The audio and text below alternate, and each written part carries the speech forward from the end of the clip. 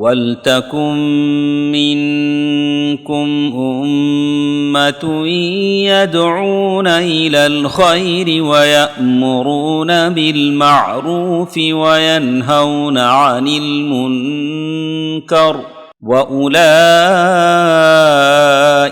هُمُ الْمُفْلِحُونَ. إن الحمد لله نحمده ونستعينه ونستغفره ونعوذ بالله من شرور أنفسنا ومن سيئات أعمالنا من يهده الله فلا مضل له ومن يضلل فلا هادي له أشهد أن لا إله إلا الله وحده لا شريك له وأشهد أن محمدا عبده ورسوله. يا أيها الذين آمنوا اتقوا الله حق تقاته ولا تموتن إلا وأنتم مسلمون. وبعد، فإن أصدق الحديث كتاب الله وخير الهدي هدي محمد صلى الله عليه وعلى آله وصحبه وسلم وشر الأمور محدثاتها وكل محدثة بدعة وكل بدعة ضلالة. ربي زدني علما ربي اشرح لي صدري ويسر لي أمري. கண்ணியத்திற்குரிய மார்க்க அறிஞர்களே, இந்த நிகழ்ச்சிக்கு வருகை தந்திருக்கின்ற பெரியோர்களே, சகோதரர்களே, சகோதரிகளே, தாய்மார்களே, அல்ஹம்துலில்லாஹ், காலையிலிருந்து மார்க்க அறிஞர்களுடைய உரைகளை தொடர்ந்து நீங்கள் கேட்டு வருகிறீர்கள். இன்னும் மார்க்க அறிஞர்களுடைய அழைப்பாளர்களுடைய உரைகளை கேட்க இருக்கின்றீர்கள். நாம் கேட்கக்கூடிய ஒவ்வொரு விஷயமும் நம்முடைய ஈமானை அதிகப்படுத்துகிறதா, நம்முடைய அமலை அதிகப்படுத்துகிறதா, நம்மை சீர்திருத்தம் செய்கிறதா, அதனால் நம்முடைய மார்க்க பற்று அதிகமாகிறதா என்பதை நாம் சோதித்து கொண்டே இருக்க வேண்டும். கேட்பது மட்டும் நமக்கு பலனளித்து விடாது.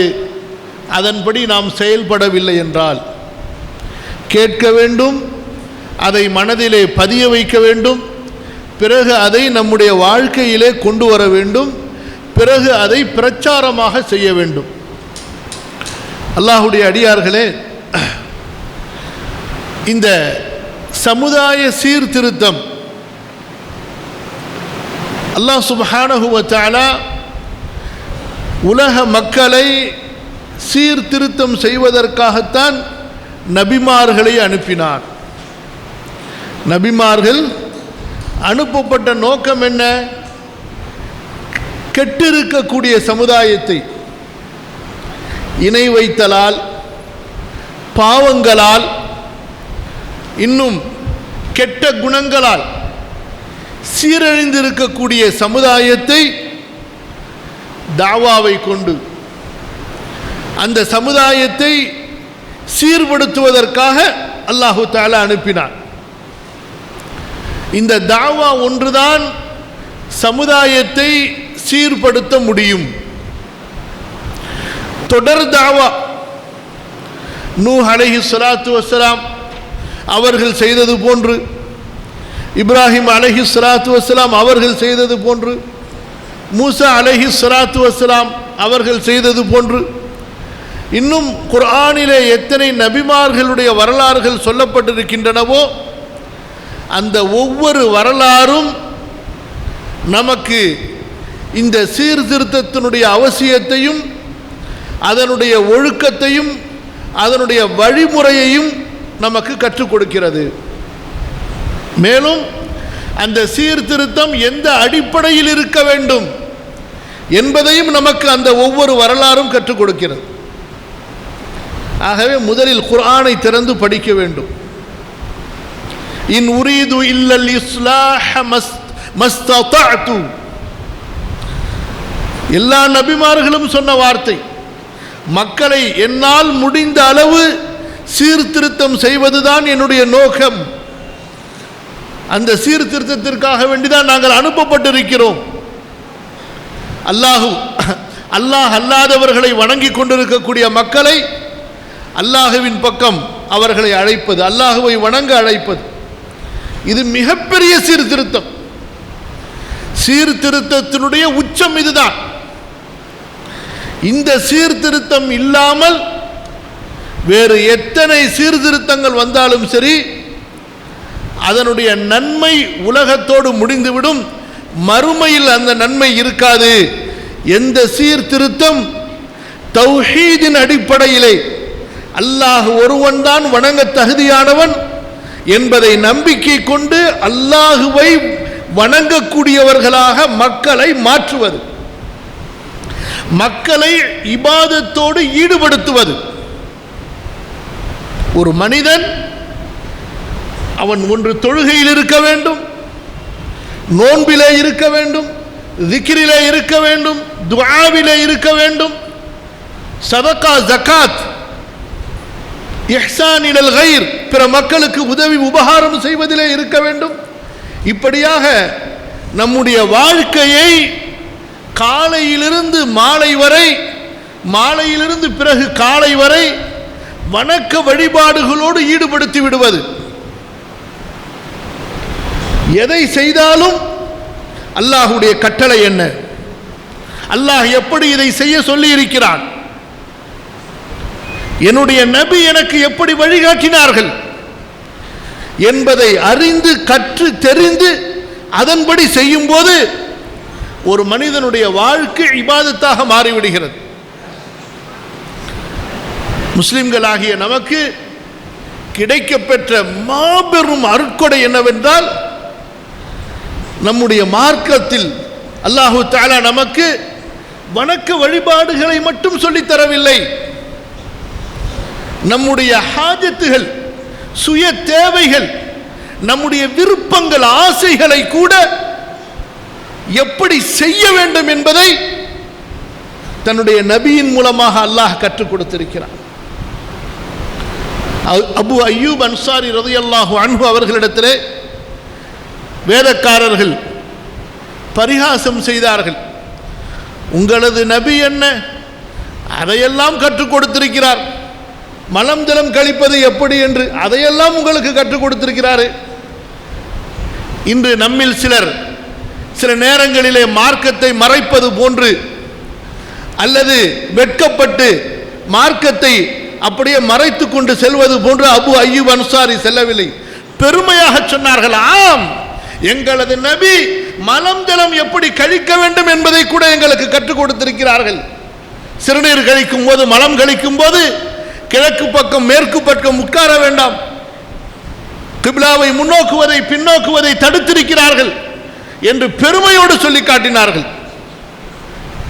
அன்பு சகோதரர்களே, நம்முடைய மார்க்கம் என்பது அவ்வளவு பெரிய மகத்தான ஒரு பொக்கிஷம். அது அல்லாஹ்வுடைய மிகப்பெரிய நிஅமத், அல்லாஹ்வுடைய கோபத்திலிருந்து நம்மை பாதுகாக்கக்கூடியது, அல்லாஹ்வுடைய தண்டனையிலிருந்து நம்மை பாதுகாக்கக்கூடியது. இந்த உலகத்தில் மக்கள் எதை வேண்டுமானாலும் கண்டுபிடிக்கலாம். அந்த கண்டுபிடிப்புகளால் என்ன செய்துவிட முடியும்? இந்த உலக வாழ்க்கையை அவர்கள் வசதியாக மாற்றிக்கொள்ள முடியும், வாழ்க்கையின் தரத்தை உயர்த்தி கொள்ள முடியும். ஆனால் அல்லாஹ்வுடைய கோபத்திலிருந்து அவர்கள் தங்களை தடுத்துக் கொள்ள முடியுமா? அல்லாஹ்வுடைய தண்டனையிலிருந்து அவர்கள் தங்களை பாதுகாத்துக் கொள்ள முடியுமா? கண்ணியத்திற்குரிய சகோதரர்களே, அல்லாஹ்வுடைய மார்க்கம் இல்லாமல், அல்லாஹ்வுடைய கட்டளை இல்லாமல், அல்லாஹ்வுடைய இந்த உலகத்தின் தண்டனையிலிருந்தும் மறுமையின் தண்டனையிலிருந்தும் தப்பிக்க முடியாது. அல்லாஹு தஆலா சொல்லி காட்டுகிறான், பாருங்கள். சூரா அல்-அன்ஆமுடைய வசனம், அலம் யரவ் கம் அஹ்லக்னா, அலம் யரவ் கம் அஹ்லக்னா மின் கப்லிஹிம் மின் கர்னின் ஃபமக்கன்னாஹும் ஃபில் அர்தி மா லம் நுமக்கின் லக்கும் وأرسلنا السماء عليهم مدرارا وجعلنا الأنهار تجري من تحتهم فأهلكناهم بذنوبهم وأنشأنا من بعدهم قرنا آخرين. ஆறாவது வசனம் யோசித்து பாருங்கள்.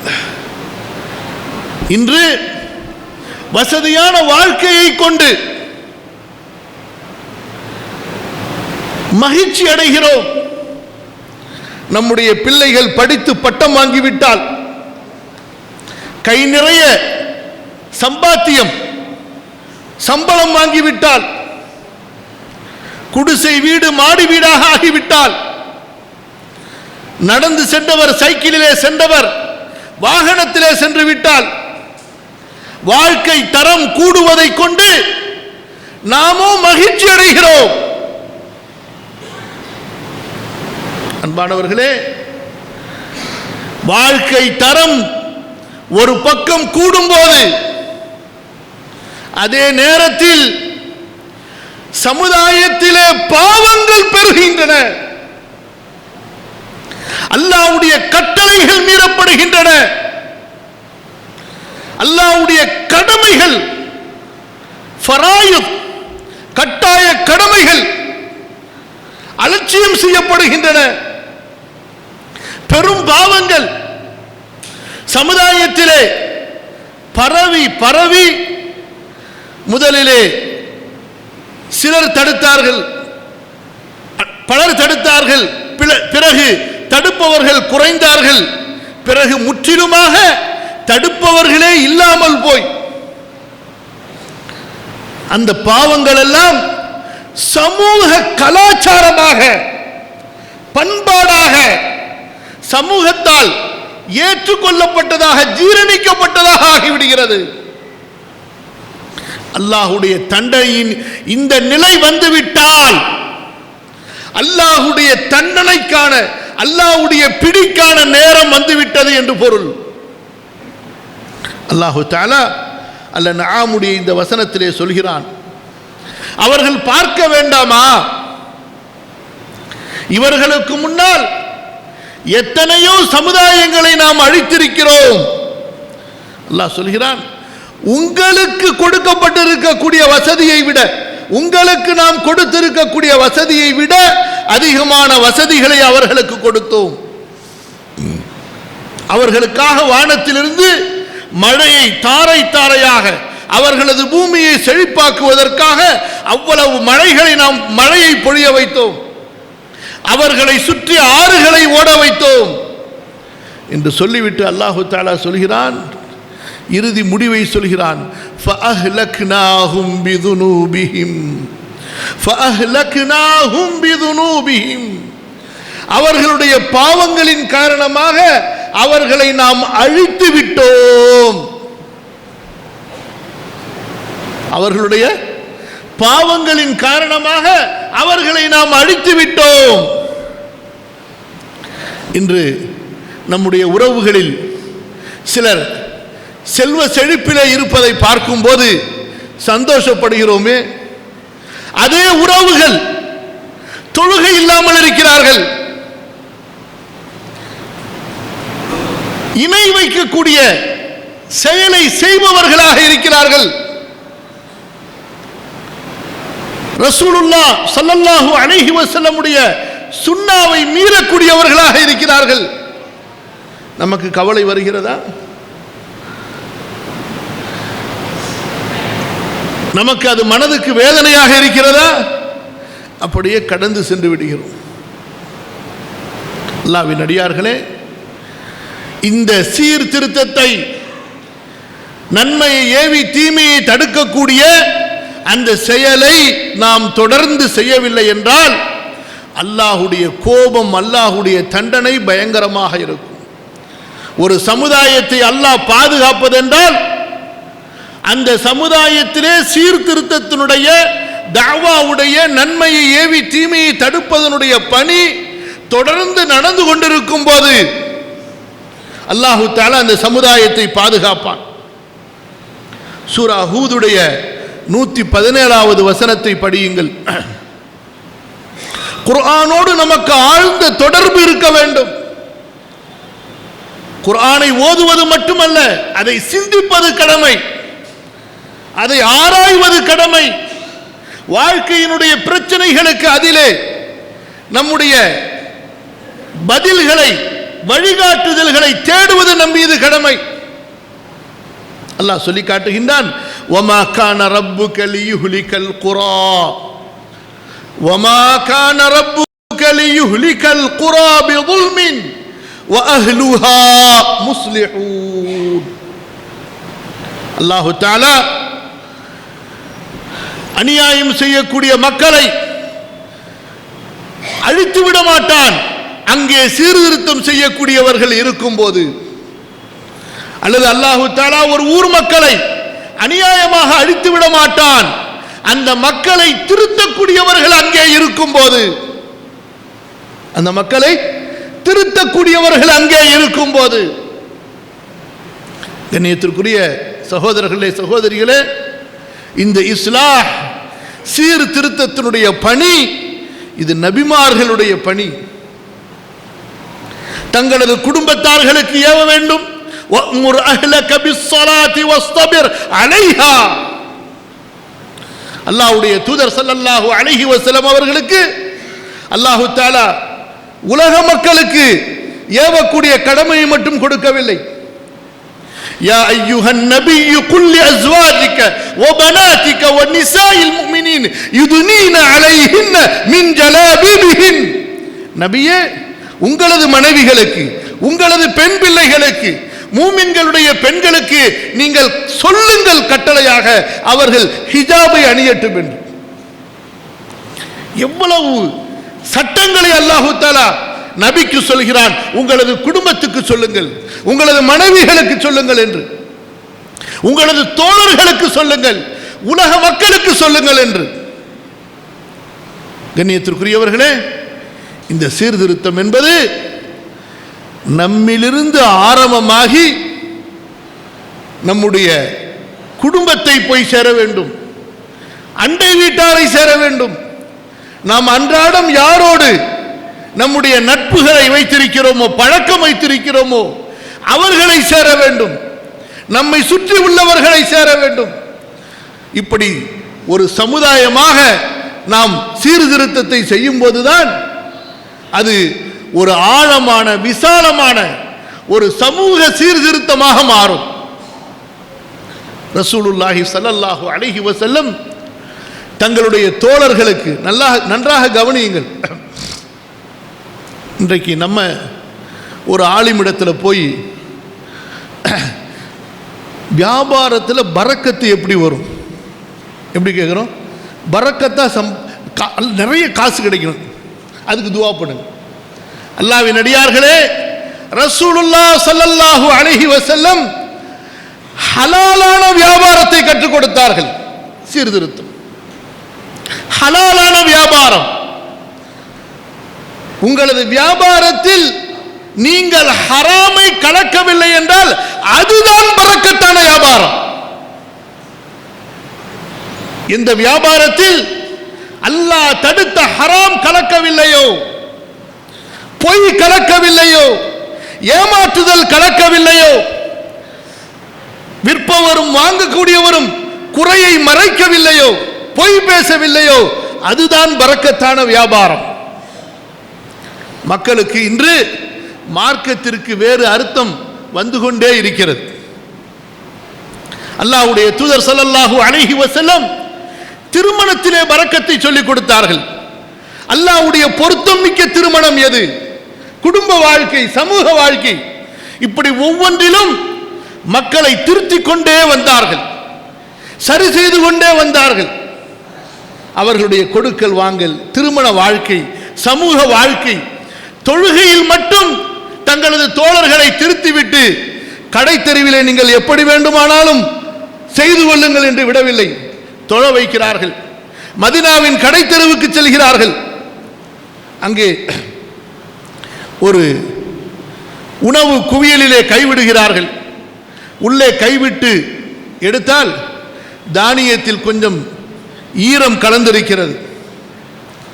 மஹாதா யா சாஹிபத் தஆம், இந்த உணவு குவியலுக்கு சொந்தமானவரே இது என்ன? மேலே கோதுமை உணவு காய்ந்திருக்கிறது, உள்ளே உள்ளது ஈரமாக இருக்கிறது. அல்லாஹ்வின் தூதரே, நான் கிராமத்திலிருந்து கொண்டு வருகிறேன், வரும்போது மழை பெய்து விட்டது. நான் என்னுடைய தானிய குவியலை கொட்டிய போது நனைந்த பகுதி மேலே வந்து விட்டது, நனைந்த பகுதி உள்ளே சென்று விட்டது, காய்ந்த பகுதி மேலே வந்து விட்டது, வேண்டுமென்று செய்யவில்லை என்று விளக்கம் சொல்கிறார்.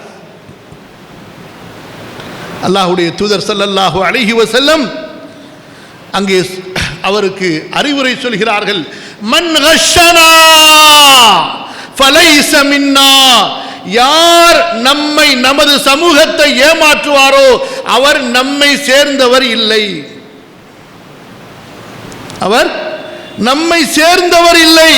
எத்தகைய சமூக சீர்திருத்தத்தை, கடை தெருவனுடைய அத்தனை அனாச்சாரங்களையும் அநியாயங்களையும் அட்டூழியங்களையும் அத்தனை பித்தலாட்டங்களையும் இந்த ஒரே வார்த்தையிலே சமூகத்திலே ஒழித்துவிட்டு சென்று விட்டார்கள்.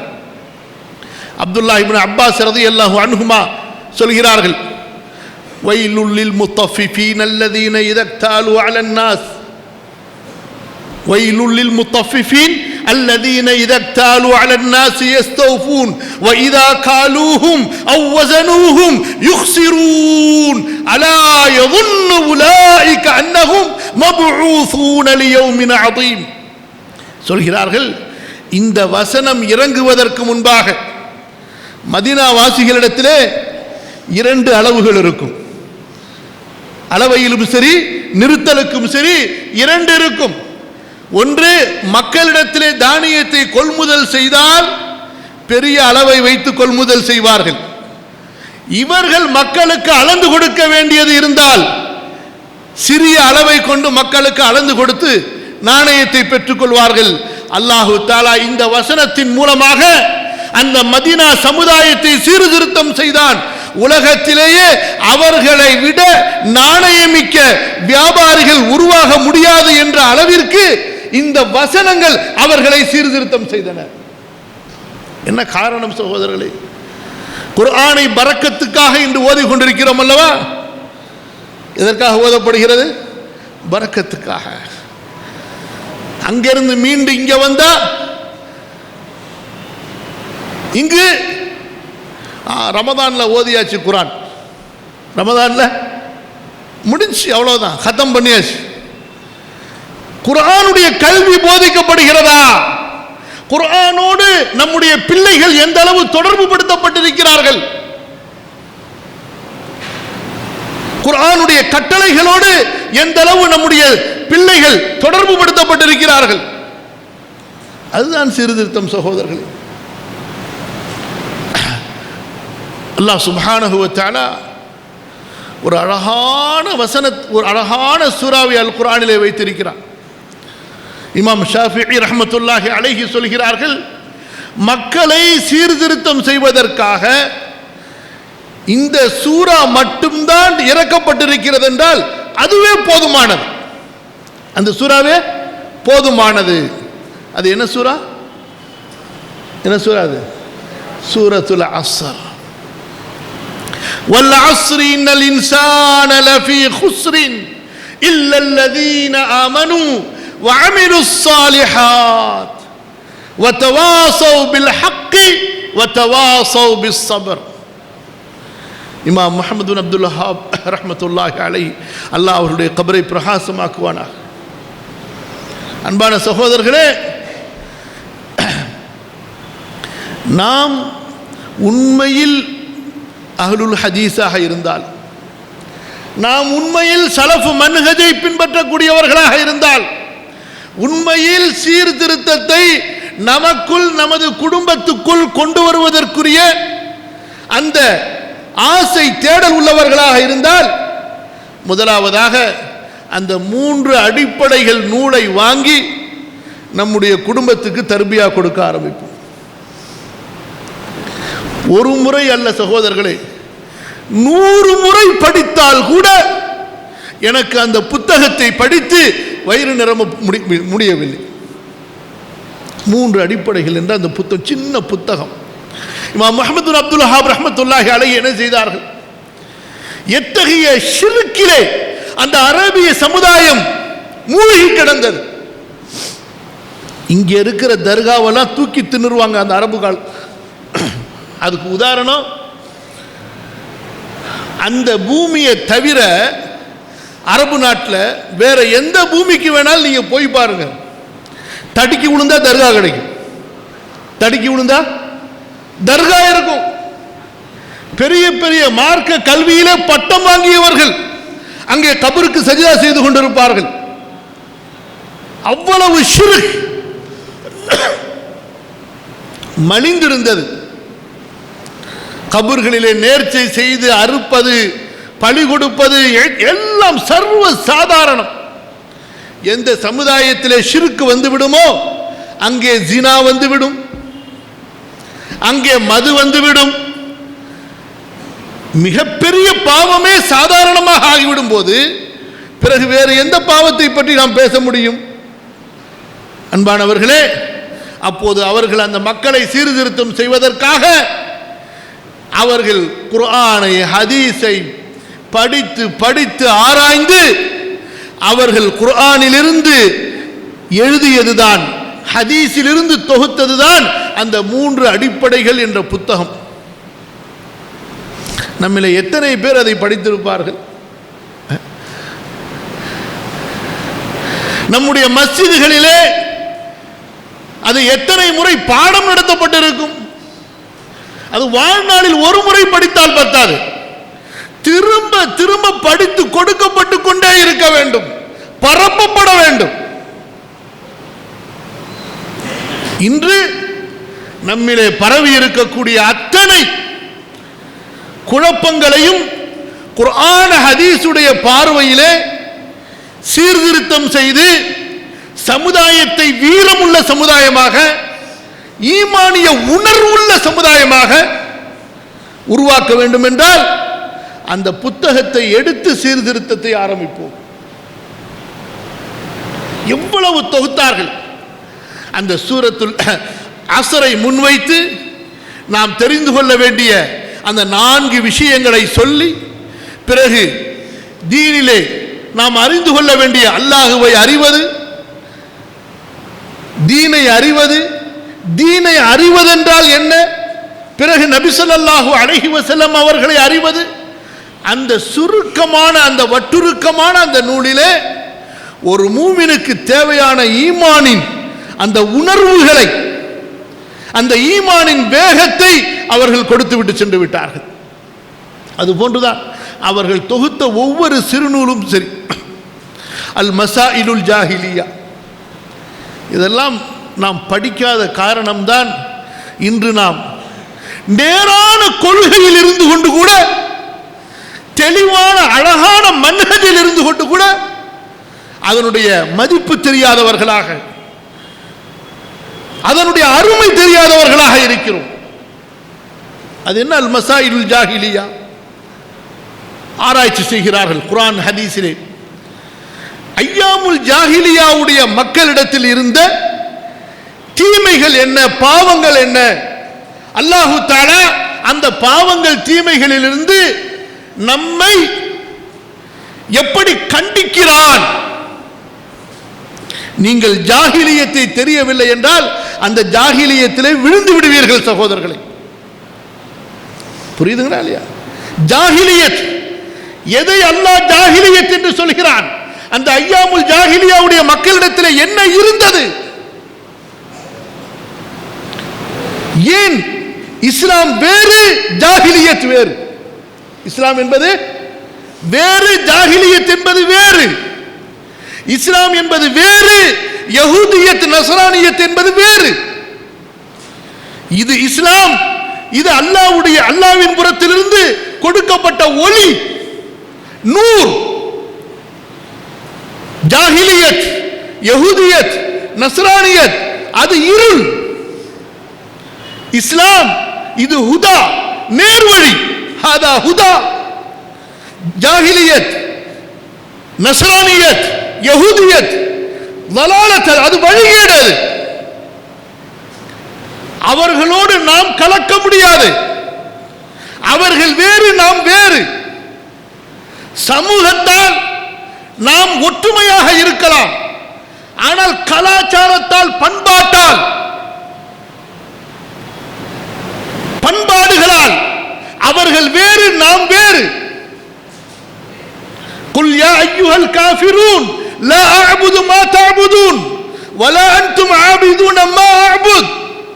நீங்கள் வணங்கக்கூடியவை வேறு, நான் வணங்கக்கூடியவன் வேறு. நான் வணங்கக்கூடியவனை நீங்கள் வணங்க மாட்டீர்கள்.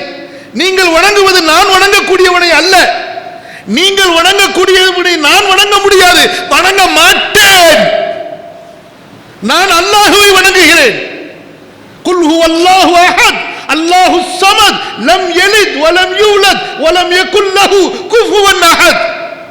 அந்த ரப்பு, அந்த பரிசுத்தமானவன், யார் தன்னை பற்றி சுப்ஹானஹு வ தஆலா அம்மா யுஷ்ரிகூன் என்று சொல்லிக் கொண்டே இருக்கிறானோ அவனை நீங்கள் மக்லூக்குக்கு சமமாக்கி விடுவீர்களா?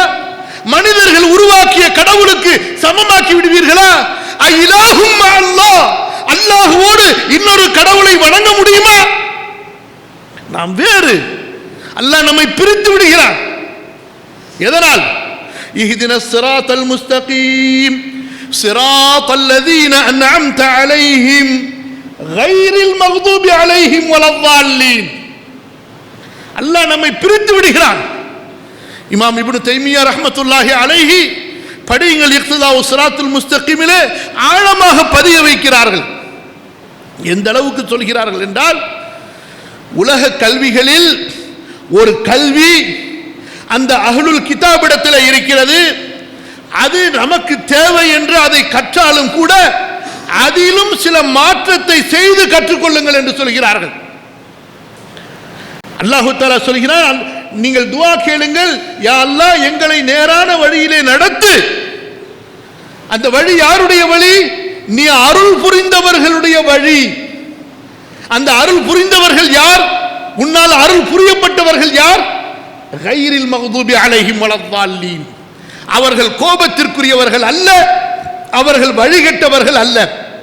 கைர் முகாயரா, இவர்கள் வேறு, இவர்கள் வேறு.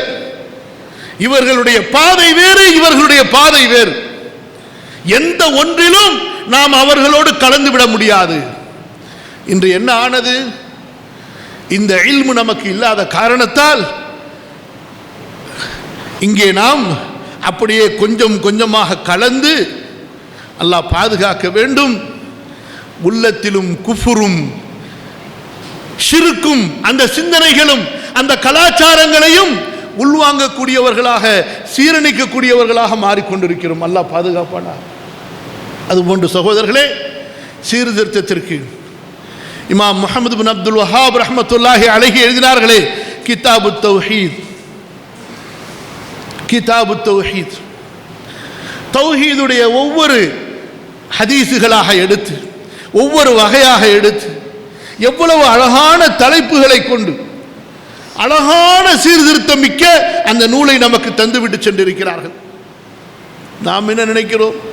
ஏதோ சீர்திருத்தம் என்றால் அது ஒரு பெரிய மலை, அதற்காக பெரிய தத்துவங்களை படிக்க வேண்டும் என்று. அல்லாஹ்வின் அடியார்களே, இல்லை. இந்த நூல்களை நம்முடைய வீடுகளில் நம்முடைய பிள்ளைகளுக்கு படித்து காட்டுவோம், கற்றுக் கொடுப்போம். நம்முடைய மஸ்ஜிதுகளிலே அதற்குண்டான ஏற்பாடுகளை செய்வோம். பிறகு பாருங்கள் எப்படி ஒரு வீரமிக்க, உணர்வுமிக்க இந்த கொள்கையோடு, இந்த பரிசுத்தமான மன்ஹஜோடு ஈடுபாடுடைய, தாவாவுடைய ஈடுபாடுடைய, ஏன் அந்த சஹாபாக்களுடைய நற்குணத்தில், அவர்களுடைய ஈமானுடைய வீரத்தில் ஒரு சமூகத்தை நாம் உருவாக்கலாம். எப்படி நம்முடைய சிறந்த முன்னோர் இந்த சீர்திருத்தத்தை எடுத்து சென்றார்களோ. ஏதோ ஒரு நாளைக்கு பேசுறது, அப்புறம் அதோடு முடித்து விட்டு சென்று விடுவது, வருஷத்தில் ஒரு நாள் மாநாடு நடத்துவது, அதோடு முடிந்து விடுவது, அப்படி அல்ல சகோதரர்களே. அல்லாஹ்வுடைய தூதர் ஸல்லல்லாஹு அலைஹி வஸல்லம் அவர்கள் விதைத்த அந்த விதையானது ஒவ்வொரு நாளும் அதற்கு தண்ணீர் ஊற்றப்பட வேண்டும், பராமரிக்கப்பட வேண்டும், அது கண்காணிக்கப்பட வேண்டும். அதுதான் இந்த குர்ஆன் சுன்னாவோடு சேர்ந்த சீர்திருத்தம். அது நம்முடைய அகீதாவிலே ஆரம்பமாகி, நம்முடைய அகீதாவிலே தௌஹீதிலே ஆரம்பமாகி, நம்முடைய நற்குணங்களை மாற்றி வணக்க வழிபாடுகளை பரிசுத்தமாக்கி, நம்முடைய சிந்தனைகளில் நம்முடைய உணர்வுகளில் அல்லாஹ்வுடைய இபாதத்துடைய ஆசைகளை, எப்படி அல்லாஹ்வுடைய இபாதத்துடைய ஆசைகளை, வணக்கம் இபாதத் தொழுகையிலே ஆசை, குர்ஆன் ஓதுவதிலே ஆசை, திக்ர் செய்வதிலே ஆசை, பிறருக்கு உதவி செய்வதிலே ஆசை, அப்படிப்பட்ட ஒரு கல்பிலே இபாதத்துடைய ஹுப் ஆசை உள்ளவர்களாக நம்மை உருவாக்கி, பிறகு சமூக வாழ்க்கையிலே நம்முடைய நற்குணங்களிலே, பிறகு அல்லாஹ்வுடைய தீனை, அல்லாஹ்வுடைய மார்க்கத்தை பாதுகாப்பதற்காக என்னுடைய உடல் பொருளை செலவு செய்யக்கூடிய ஒரு வீரனாக நான் இருப்பேன். நான் அல்லாஹ்வை தவிர யாரையும் பயப்பட மாட்டேன். இந்த மக்களுக்கு இந்த அழைப்பை எடுத்துச் சொல்வது என்னுடைய கடமை என்று குல் ஹாதிஹி சபீலி அத்உ இலல்லாஹ் அலா பஸீரத்தின் அன வ மன் இத்தபஅனி. இந்த தீனை அடிப்படையாக வைத்து அல்லாஹ்வை வணங்குவது, அல்லாஹ்வின் பக்கம் அழைப்பது, அல்லாஹ்வுடைய கட்டளையை மக்களுக்கு எடுத்துச் சொல்வது, அல்லாஹ் தடுத்த பாவங்களை விட்டு மக்களை விலக்குவது என்ற கொள்கையோடு உறுதியோடு வாழக்கூடிய சமூகத்தை நாம் உருவாக்கலாம். அன்பான சகோதரர்களே, இதான் அடிப்படை. சூரத்துல் அஸ்ரை முன்னால் வையுங்கள். அந்த குர்ஆன் ஹதீஸை நீங்கள் புரிந்து உள்வாங்கி நீங்கள் உங்களுடைய வாழ்க்கையிலே கொண்டு வந்து இந்த சீர்திருத்தத்தை செய்வதற்கு குறிப்பாக இந்த 3 நூல்களை, என்னென்ன நூல் சொன்ன 3 அடிப்படைகள், அல் மசாயிலுல் ஜாஹிலியா, கிதாபு தௌஹீத், இதை கற்றுக்கொள்ளுங்கள், வாழ்க்கையிலே செயல்படுத்துங்கள். அல்லாஹு தாலா நம்முடைய இந்த ஜமாஅத்தை ஏற்றுக்கொள்வானாக. குர்ஆன் ஹதீஸோடு நம்மை ஒன்றிணைத்து வைப்பானாக. குர்ஆன் ஹதீஸை உயிர்ப்பிப்பதற்கு, பரப்புவதற்கு, அதனுடைய பிரச்சாரங்களை நம்முடைய மாநிலத்தில் ஒவ்வொரு மூலை முடுக்குகளிலும் கொண்டு போய் சேர்த்து மக்களை அதன் பக்கம் அழைப்பதற்கு அல்லாஹு தாலா எனக்கும் உங்களுக்கும் உதவி செய்வானாக. நம்முடைய குறைகளை, அலட்சியங்களை, இதனால் வரை நாம் செய்துவிட்ட கவனக்குறைவுகளை அல்லாஹு தாலா மன்னித்தருள்வானாக. அல்லாஹ் சுப்ஹானஹு வ தஆலா நம்மை பொருந்தி கொள்வானாக. அல்லாஹு தாலா அவன் நம்மை பொருந்தி கொண்ட நிலையிலே நம்மை உயிர் கைப்பற்றுவானாக. அஸ்தக்ஃபிருல்லாஹில் அஸீம் லீ வ லக்கும், பாரக்கல்லாஹு லீ வ லக்கும் வ ஜஸாக்குமுல்லாஹு கைரா. அஸ்ஸலாமு அலைக்கும் வ ரஹ்மத்துல்லாஹி வ பரகாத்துஹு.